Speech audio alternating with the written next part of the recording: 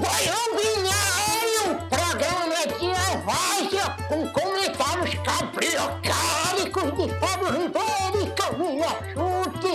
Um programa para quem merece o respeito tecnológico.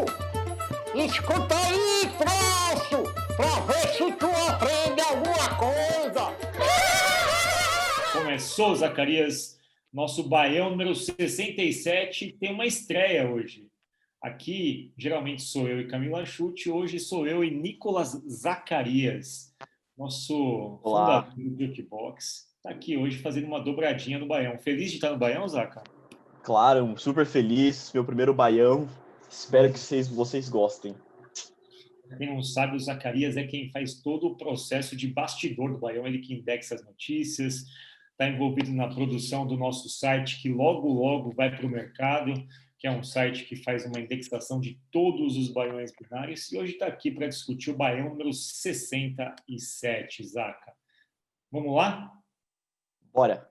Boa. Separei 3 notícias aqui para fazer contigo hoje. A primeira dela fala de um museu, um dos museus mais importantes da Itália, o museu, a Galeria de Uffizi, que fica em Florença, que é uma das cidades tidas como uma das mais artísticas do mundo, todo o fenômeno da Renascença, enfim, uma cidade que respira arte por todos os poros.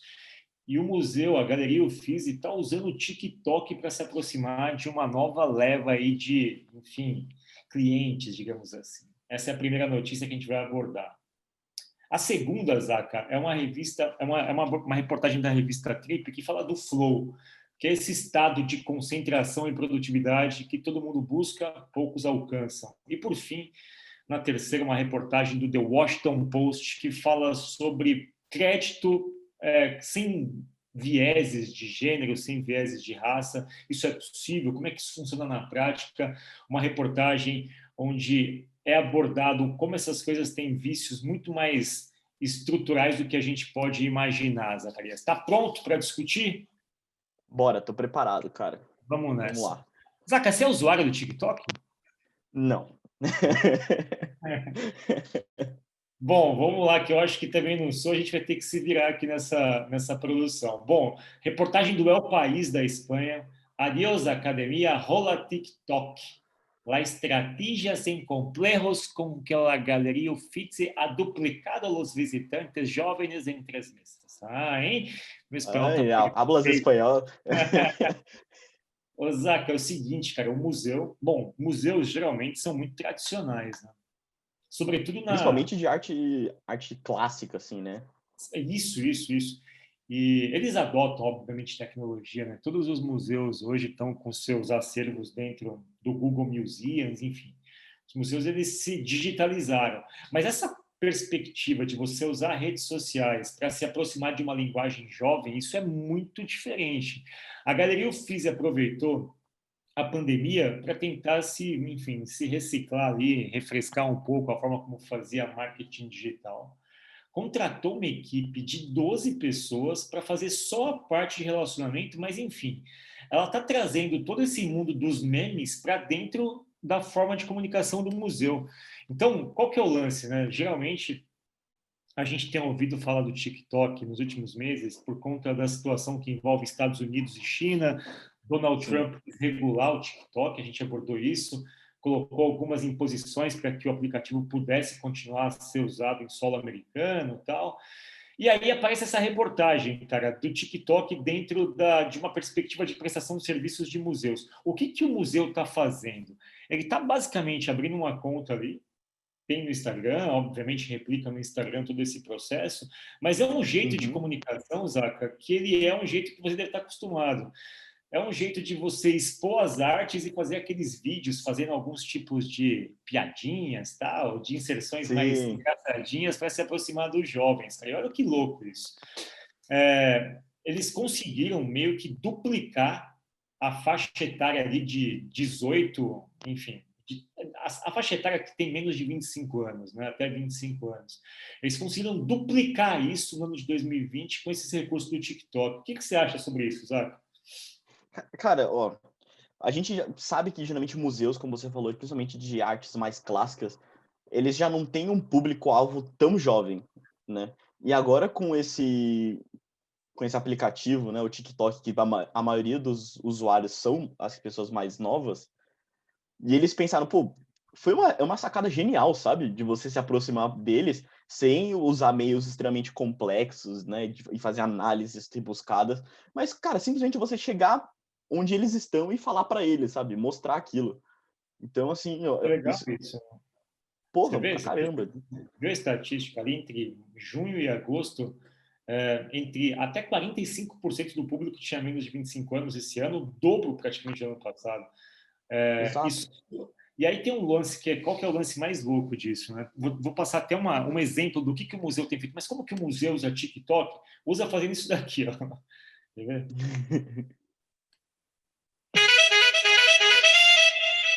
Laura! Laura! Divina! Eccomi amore, dimmi! Sono io la divina! Sono io e Babbo! Ou seja, eles fazem tipo um mashup entre algumas artes, fazendo uma relação entre aquela arte e essa. Essa aqui tem uma coleção outono, primavera, verão, aqui, sei lá.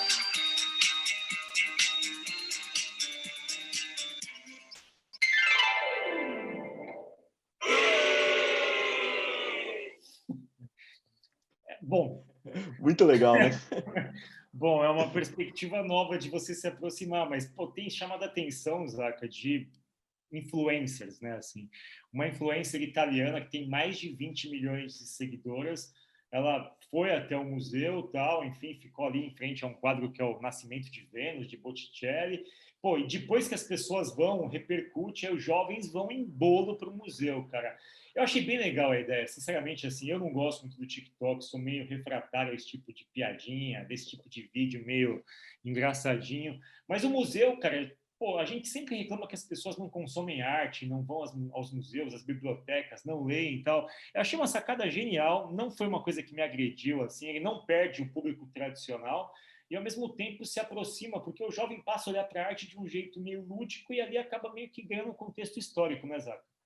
Exato, e ainda e não força você a sair de um lugar, de um ambiente de diversão que é o TikTok, por exemplo, né? Então, Exato. você não tem aquela imagem de que a arte é uma coisa chata, qual a graça de ver aquilo? Não, cara, pelo contrário, você vê aquilo como uma piadinha, né? E você se interessa por uma coisa que tem uma profundidade muito grande, sabe?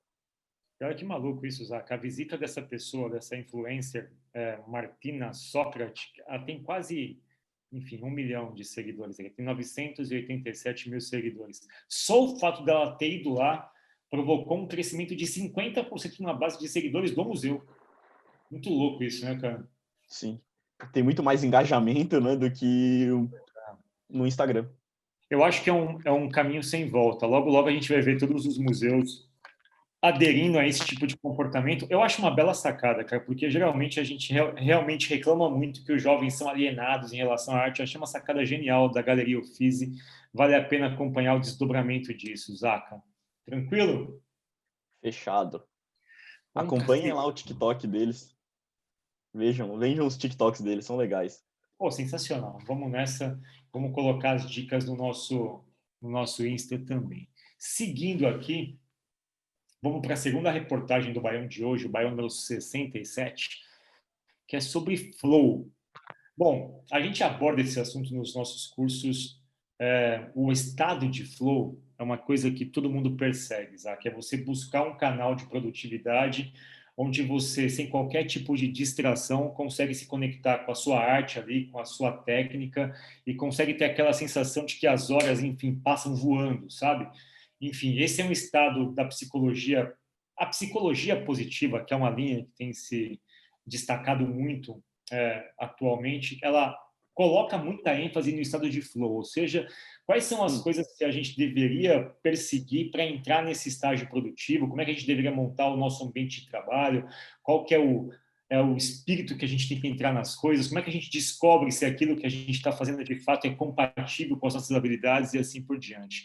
A reportagem da Trip fala entre a ansiedade e o tédio, a felicidade. Bom, é exatamente isso, tá, Zaca? Qual que é o lance todo do flow? O que dizem é que você, se tiver desafios que estão muito além das suas habilidades, você fica muito ansioso. Ou seja, te derem um trabalho que você julga que você não tem um pacote de habilidades mínimas para executar, aquilo vai te dar ansiedade, vai te deixar nervoso, você vai ficar estressado e não vai conseguir produzir. Na outra linha, se você está envolvido em atividades que são simples para suas habilidades, que você julga meio que banais, que, pô, isso aqui eu faço e não me desafia muito, em breve você vai sentir um tédio que vai te colocar numa situação de não se vincular com aquele trabalho, de não gostar, enfim. O que a gente deveria perseguir é exatamente o caminho do meio.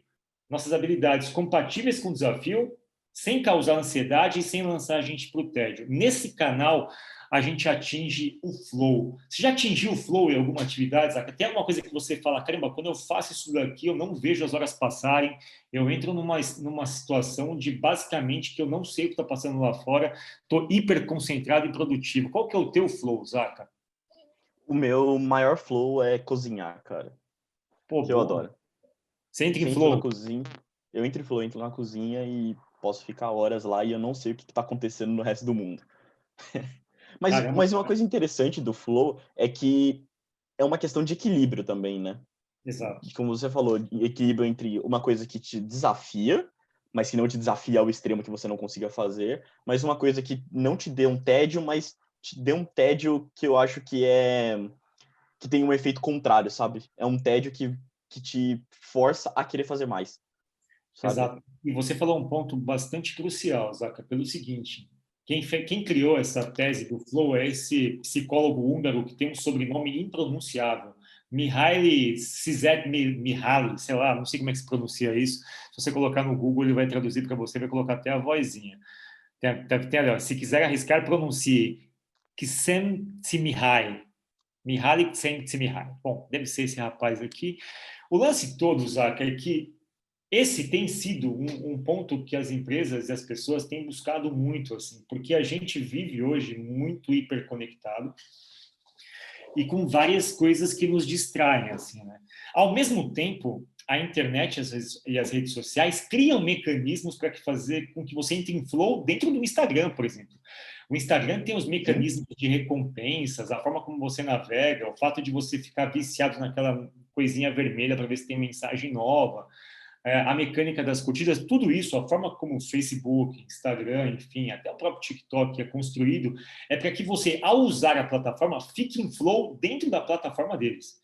Você vai Sim. perceber, você perdeu 5 horas da sua vida no Instagram num domingo ali, e você não está no teu flow produtivo, ou seja, o flow deles implica em tirar você do seu próprio flow produtivo, né? Então, como é que a gente Ficar no flow deles. como é que a gente consegue não entrar exatamente nessas distrações? Eu, particularmente, me percebi mais distraído em alguns momentos, assim, durante a pandemia, sabe? Eu não tenho muitas redes sociais, eu uso só o Instagram, não sou um usuário muito assíduo do WhatsApp, assim, eu sou muito relaxado. Dizem que eu sou até meio relapso, não respondo mensagens rapidamente, não uso e-mail e tal, mas em alguns momentos eu me percebi distraído até ouvindo música, sabe? A música que você coloca, você presta atenção na música, ela acaba te distraindo do trabalho e assim sucessivamente. Você disse que a cozinha é algo que, de certa forma, te distrai ali, te distrai não, você ao cozinhar entra num estado de flow, porque você gosta de fazer aquilo e você se mantém concentrado e estimulado. O que você tem percebido, Zaca, que te faz o contrário? Assim? Você já percebeu conscientemente de que algumas coisas se distraem, assim, te tira do foco? Sim, acho que principalmente em tempos de pandemia que nós estamos em casa, muitas coisas te tiram do foco, né? Então, antes, quando, por exemplo, a gente ia para um escritório e estava lá focado naquilo, eu sinto que era bem melhor, porque hoje eu estou aqui trabalhando, acontece alguma coisa em casa, sei lá, sabe, o cachorro late, cachorro vem brincar, sabe? Todas essas coisas às vezes se distraem. Então, se é uma coisa que é muito complexa, né? Que você está Exato. focado, que você precisa fazer aquilo, qualquer coisinha de fora pode te tira do foco. Até mesmo para estudos, né? Por exemplo, eu ainda faço faculdade, né? Então, tendo aulas online, você tá ali prestando atenção, só que você não tá no mesmo ambiente de aula, né? Eu sinto que é como se o ambiente influencia muito no seu desempenho das coisas. Exato. Então, pressões externas podem mudar totalmente o foco, sabe? Exato. Eu particularmente, para que eu consiga montar aula, que é uma coisa que exige muita concentração, eu basicamente ignoro todo mundo. eu ignoro. Eu não entro em reunião, às vezes, eu desligo o Slack, desligo o WhatsApp, eu fico praticamente sem conversar com ninguém durante pelo menos umas 3, 4 horas, que eu rendo muito ali.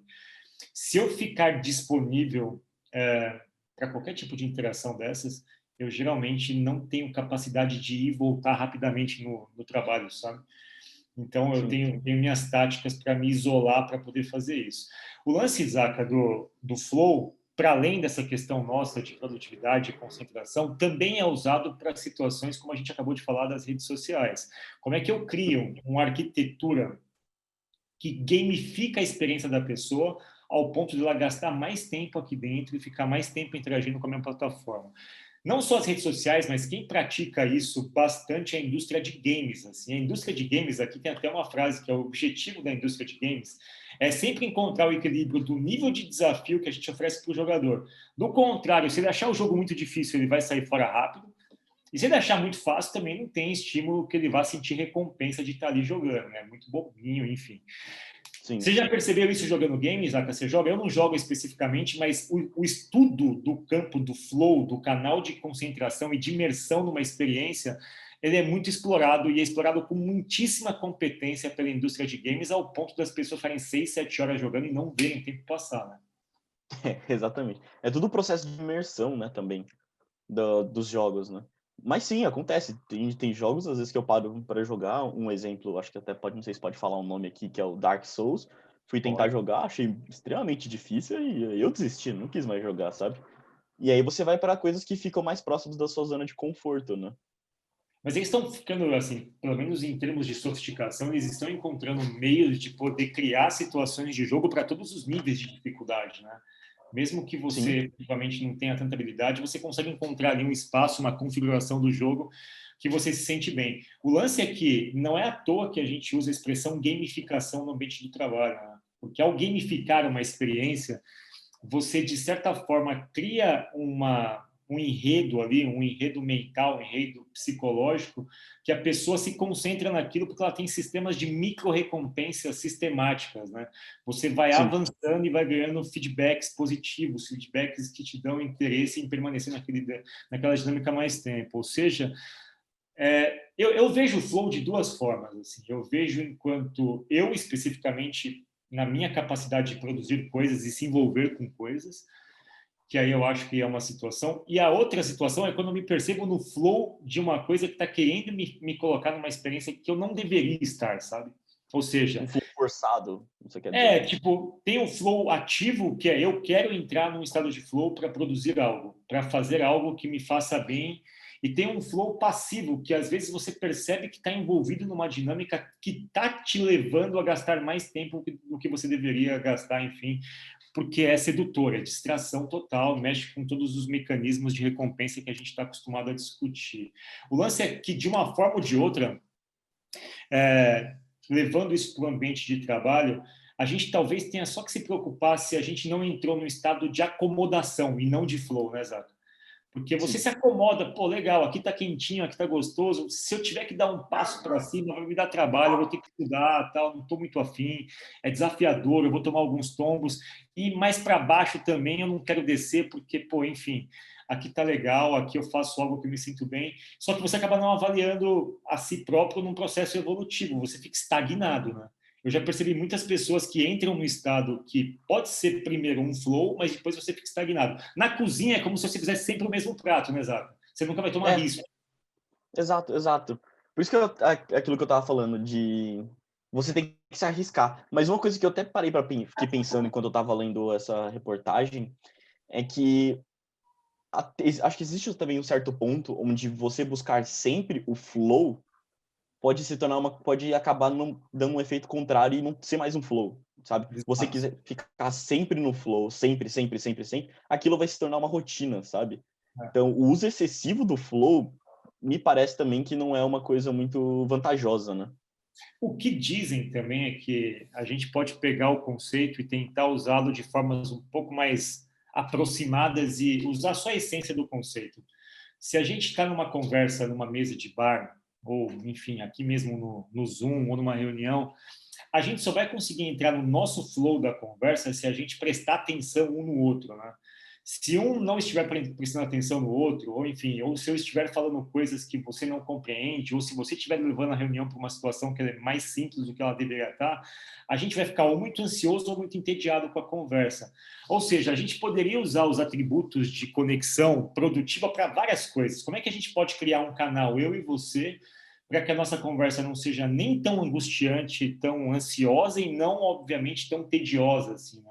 Se a gente pudesse levar todos esses princípios para a vida social, isso melhoraria, inclusive, a forma de se engajar nas coisas, né? A gente, sei lá, eu percebo que, às vezes, eu me engajo muito superficialmente em algumas coisas, não dando muita atenção, e aí eu acho que aquilo, de fato, não me faz sentido nenhum. Em outras, eu acho que eu fico muito ansioso, porque eu falo, caramba, acho que vai exigir de mim tanto que eu não vou poder dar, entendeu? Eu acho que talvez a gente possa pegar a essência do conceito, que é o equilíbrio, como você disse, né, Zac? Sim. E também acho que vem muito de sofrer por antecedência, né? Exato. Aliás, sabe quem disse que sofria muito por antecedência? Era o Raul Seixas, né? Estou estudando aqui a história dele para o nosso podcast. Ele falou que, pô, na vida, sempre depois de alguma coisa muito feliz, vem uma coisa muito esquisita ou muito triste. Então, ele, quando estava feliz, já não conseguia ficar feliz porque ele sabia que aquela felicidade ia durar pouco, porque já ia surgir uma coisa ruim na frente. Então, ele antecipava esse processo, mas tem razão. E aí entra num outro conceito da psicologia positiva, do mindfulness, de viver o momento e tal. Viver o momento e entrar em flow estão muito conectados, mas são equilíbrios que, enfim, se fosse fácil conseguir, não ia existir tanta gente entediada ou deprimida por aí, certo, Zac? Certo. Bom, busquemos o flow. E eu acho que o museu, a galeria Uffizi está buscando o flow, está buscando um flow ali de falar, pô, só ficar com arte clássica é muito entediante para as pessoas. Ao mesmo tempo, se eu colocar aqui muito parâmetro para que as pessoas consumam arte, elas vão ficar muito angustiadas. Então, vamos criar um canal aqui onde a coisa fique positiva para os dois lados. Eu acho que ele está chegando num flow, que é o tema do nosso episódio de hoje. Bom, podemos avançar para o último, Zaca? Podemos? Boa. Último lance aqui do nosso Baião é essa reportagem do The Washington Post, que é o seguinte... Tem havido uma série de reportagens que envolvem a questão de inclusão e essas discussões que nos levam a ter que refletir sobre a vida social em parâmetros mais inclusivos e justos, né? Isso desde programas de trainee, como a gente tem observado, a Bayer fez isso, a Magazine Luiza, exclusivamente para negros. A gente tem questões de inclusão de gênero que já permeavam as empresas há muito tempo. A gente tem um debate muito, muito sério sobre violência, sobre agressão, sobre todos os tipos de misoginias que são provocados. Teve o lance do Robinho essa semana, que lançou luz sobre uma cultura extremamente machista, a cultura do estupro. Enfim, a gente está com pautas muito sensíveis sendo discutidas, e essas pautas envolvem a gente meio que sempre voltar às políticas das empresas, às regras sociais, para perceber se não existe algum tipo de desbalanceamento naquilo. Uma das coisas, Acas, que está sendo abordado nesse artigo, que é um artigo sobre finanças. Em finanças, geralmente, a gente cria, para concessão de crédito, para avaliação do quão saudável uma pessoa é, um chamado score. O Serasa faz isso, todo mundo faz isso, né? O que essa reportagem diz? Que esses scores, eles deveriam supostamente ser neutros, né? Não deveriam levar em consideração qualquer tipo de viés, mas que isso é impossível, né? E aí ele começa a discorrer efetivamente sobre como isso se dá, né? Aqui, ó, a questão do credit score, que ele deveria eliminar todos os vieses e tal, mas a coisa é tão profunda que alguns vieses são estruturais, assim, né? Então, por exemplo, nesse caso especificamente, os negros eles julgam que existe uma discriminação muito forte no processo de algoritmo de score, que ele não é mitigado, mesmo que você elimine algumas características. Por quê? Porque alguns vieses eles estão na base, assim. É como se você não tivesse como, lá na frente, só na parte do score, criar um algoritmo que fosse isento, porque existem coisas muito mais densas. Um exemplo que dá aqui é o seguinte: esses scores, eles são criados, eles vão de 300, aqui a escala, até 850. 300 é muito ruim, 850 é muito bom.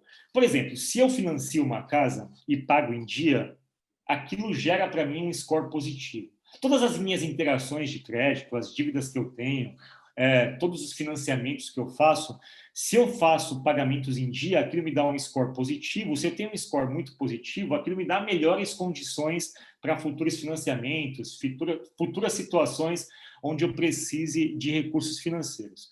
Esse crédito, essa questão de score, ela foi criada e ela foi melhorada lá nos Estados Unidos em 74. Foi criado um Equal Credit Opportunity, que ele falava o seguinte: olha, a gente precisa remover todas as barreiras de sexo, se a pessoa é casada ou solteira, nacionalidade, religião ou raça.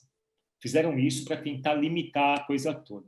O lance todo, Zaca, é que os negros falam, cara, mesmo assim, a gente ainda é vulnerável a outros atributos, como o seguinte, por exemplo, nos Estados Unidos, estatisticamente, os negros moram em bairros mais perigosos, ou bairros onde as pessoas que concedem crédito colocaram uma espécie de trava ali, do tipo, é uma política de discriminação muito combatida, Sim. que ainda existe uma headline, ou seja, determinados bairros você cobra taxas maiores ou você tipo não faz seguros para aquelas áreas. Ou seja, se eu moro numa área dessa, automaticamente, quando eu vou buscar crédito para mim, eu estou vulnerável a um tipo de regra que ela tem um viés, entendeu? Ela não está me pegando pela raça ou pela cor, mas pega pelo lugar onde eu moro. E o lugar onde eu moro, só moram pessoas como eu, porque a gente foi empurrado para aquele tipo de situação de exclusão social ou para bairros mais periféricos e violentos.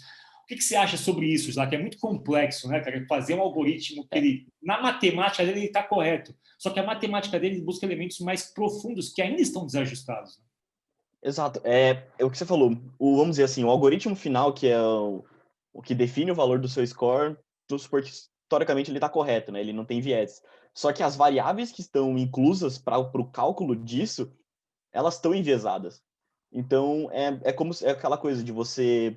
É como se fosse uma pirâmide, né? Você abre uma variável, dentro dessa variável tem várias outras variáveis, só que essas outras variáveis já têm vieses e delas tem outros vieses e assim vai indo, sabe? Então é uma coisa muito difícil de você conseguir eliminar, porque você teria que ir literalmente até o último ponto ali onde tudo começa para poder ir mudando o resto.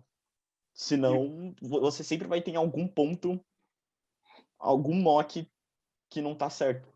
E o lance aqui, Isaac, é assim, estruturalmente os negros eles ganham menos que os brancos, moram em lugares onde a taxa de investimento para uma aquisição de um apartamento ela é mais alta, porque é um lugar tido como mais, enfim, digamos, violento, segundo os scores que as empresas criam.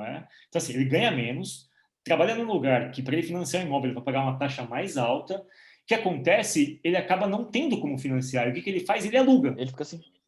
Sim, Ele não ele fica compra sem casa, saída. ele não financia, ele fica sem saída, ou seja, ele passa a ter que alugar. E o que acontece é que quando você aluga, na lógica do sistema de score, você fica sem parâmetro, porque geralmente uma das coisas que faz com que o seu score positivo seja alto é você olhar o histórico de financiamento de casa das pessoas, para ver se elas são boas pagadoras. Ou seja, olha que maluco. Eu geralmente estou alocado em profissões que pagam menos, moro em lugares onde ou as pessoas não querem financiar, ou as instituições financeiras não querem financiar, ou aquelas que financiam cobram mais alto proporcionalmente do que outras áreas. Essas duas variáveis conjuntas me afastam de eu ter que comprar um imóvel, financiar um imóvel. Ao não financiar um imóvel, eu não crio um histórico para o score poder avaliar. É um ciclo que não te permite sair dele. Você Exato. só consegue sair dele por uma atitude extraordinária, né? Exato. Senão, E aí os algoritmos estão defasados. O que você acha que poderia... Porque, Zaca, em tese, quando a gente fala do sistema de cotas, quando a gente fala do sistema de forçar como... abre vaga, de fato, e força a curva para essa estatística de equilíbrio. No final das contas, um jeito de você, de alguma forma, compensar o sistema, né? Porque se você esperar todas as variáveis se ajustarem, vai demorar mais uns 200 anos para que um algoritmo desse faça sentido. Ele não vai fazer sentido do dia para a noite, né? Então, em tese, o algoritmo matematicamente faz sentido, mas ele vai ter que usar algum tipo de compensação. Do contrário, ele vai acabar, por conta da lógica que sempre existiu de segregação e de desfavorecimento, ele vai só amplificar a coisa, né? Exato. Não tem o que fazer. Então, como você falou, você vai ter que inserir, vamos dizer, dados, né, entre aspas, vamos dizer assim, que te forcem a trazer esse resultado esperado, né?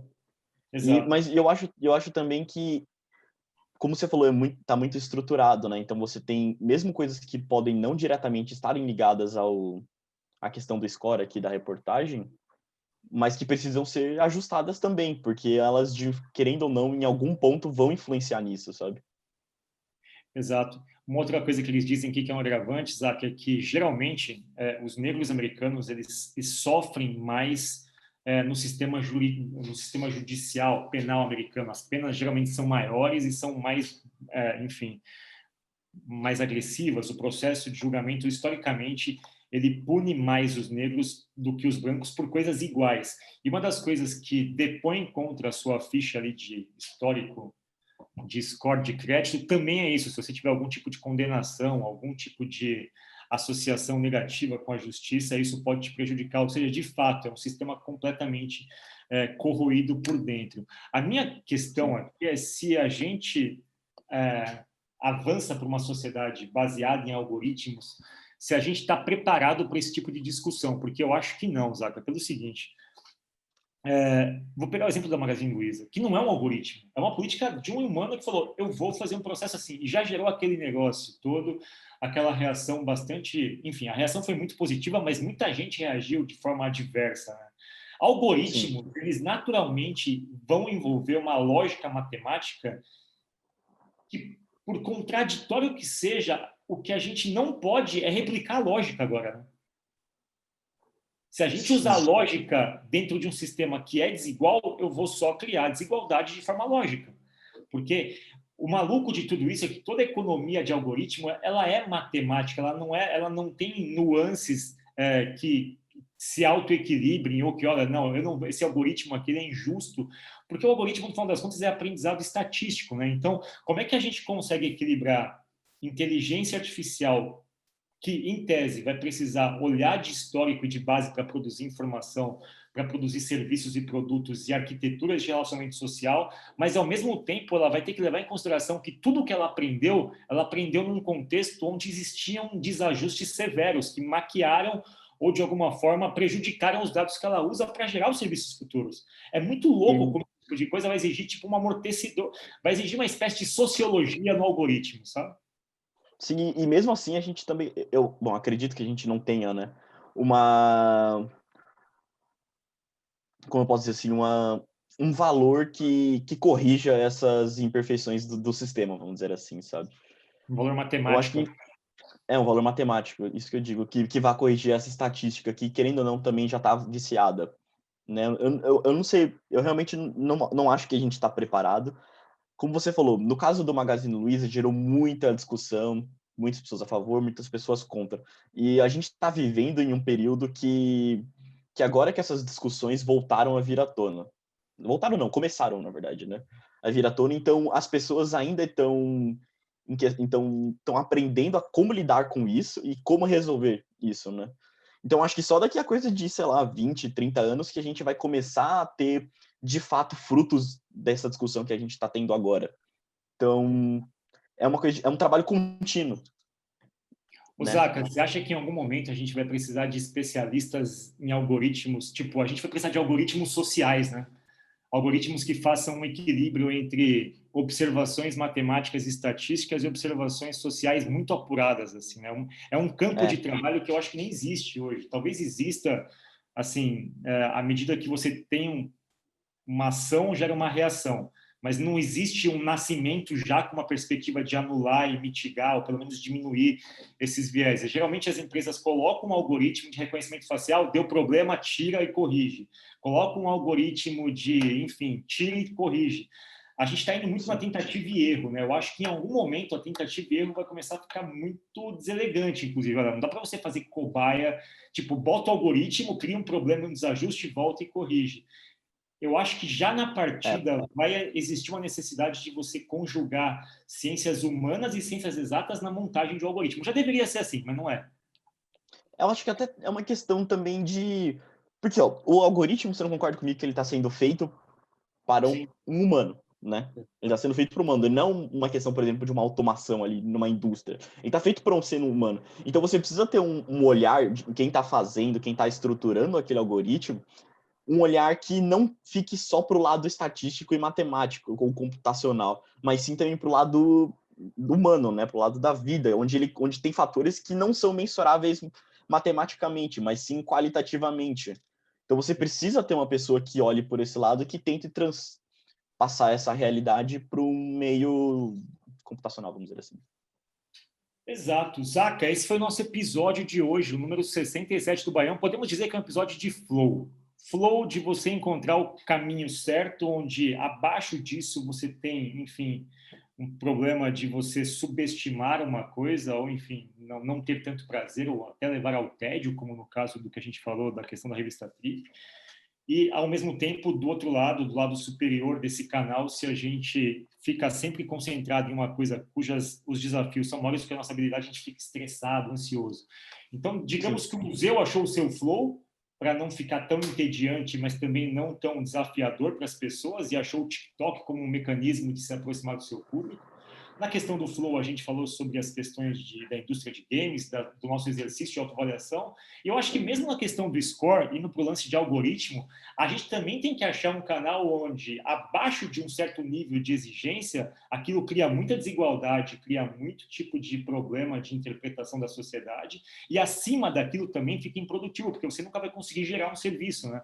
Você não vai conseguir ir para o mercado com algoritmo. Então, como é que a gente acha o flow correto do algoritmo preservar ao máximo uma estabilidade, uma igualdade social, e, ao mesmo tempo, ao ponto dele ser produtivo, eu não posso também demorar muito para gerar essa solução. Do contrário, eu não gero serviços também que usem da tecnologia. Em todos os casos, a gente precisa achar um equilíbrio. Certo, Zaca? Certo, concordo plenamente. É isso, meu velho. Muita satisfação tê-lo aqui no episódio 67 do nosso Baião Binário. Primeiro sem Camila Chute, primeiro com o Zaca. Espero que seja o primeiro de muitos, que você apareça aqui outras vezes, Zaca. Foi bem legal fazer contigo, meu velho. Até a próxima. Foi muito legal, gente. Obrigado e até mais. Valeu.